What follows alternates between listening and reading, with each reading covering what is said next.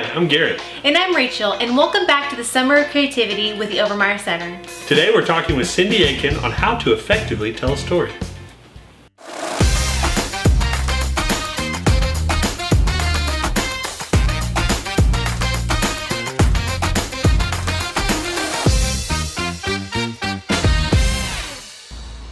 Hi, and thank you so much for listening to this amazing tutorial. My name is Cindy Aitken, and I have been a storyteller since probably about the time I was 13. God blessed me with getting an opportunity to join an organization called Child Evangelism Fellowship, which actually is still in existence today. And they teach teenagers how to tell Bible stories and do backyard Bible clubs, which was so much a part of my heart.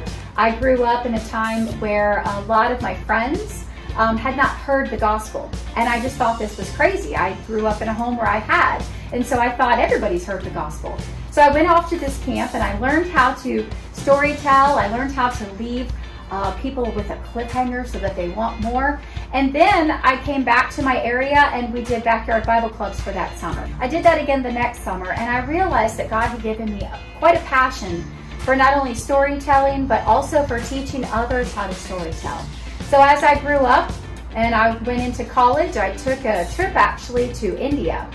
Wow, was that amazing. While I was there, I learned a lot about how the culture really kind of gears and shifts the story. So not only is storytelling amazing to get across practical ideas, whether it's about the gospel or for a young student, maybe fire safety, it's also a way for cultures to get to have their heart come out into their stories. So for the next few moments, I'm going to talk with you about some ways that you too can kind of find that inner storyteller in you. So let's start with what I think is one of the most important things, your voice. It's not about you having somebody else's voice. It's about you really finding your own voice. And I think the best way to do that is to honestly go to a mirror, look at yourself in the mirror, and just start talking. What are some of the things that you notice? Are you kind of funny? Are you kind of serious?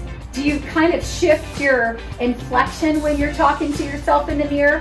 Do you really appreciate more things that are going to be lighthearted, or something that's going to be more serious and like a parable, almost like Jesus would have done, a lesson, if you will?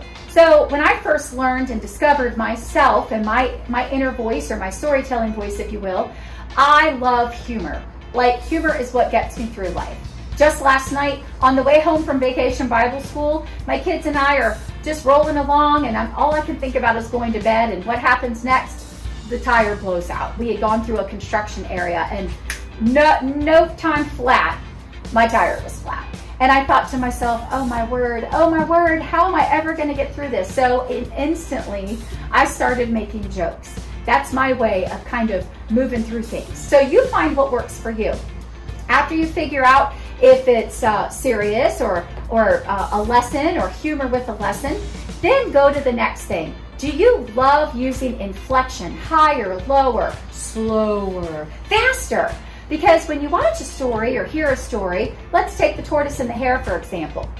If I'm telling a story about the tortoise and the hare, I tend to talk a little extra fast when I'm talking about the hare.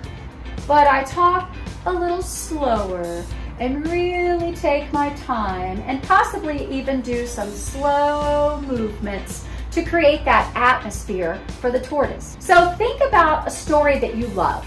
It could be a Disney story, it could be Edgar Allan Poe, but whatever it is, think about what you love and what are the elements of that story that you love.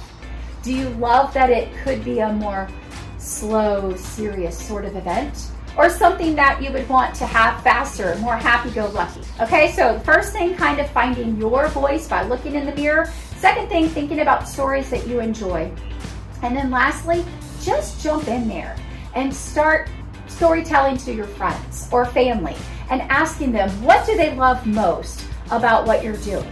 And so if you're going to talk really quickly, for example, you also want to make sure you're speaking clearly. Because if I talk super fast but nobody understands me, well, that's not going to help, right?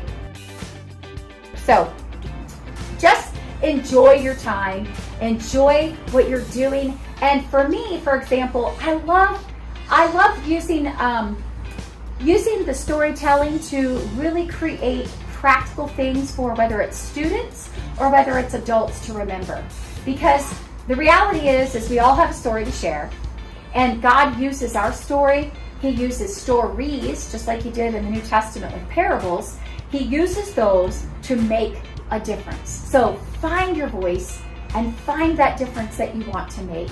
Enjoy your time, and we will continue to hopefully work with you to do continual exercises and things so that you too can be an amazing storyteller, not just for your environment, for those around you, but also for those out in the world to learn new and great things from you. Thank you so much for being with me today, and I look forward to talking with you soon. Have a great day. Thanks so much for joining us. We'll see you next time. Bye.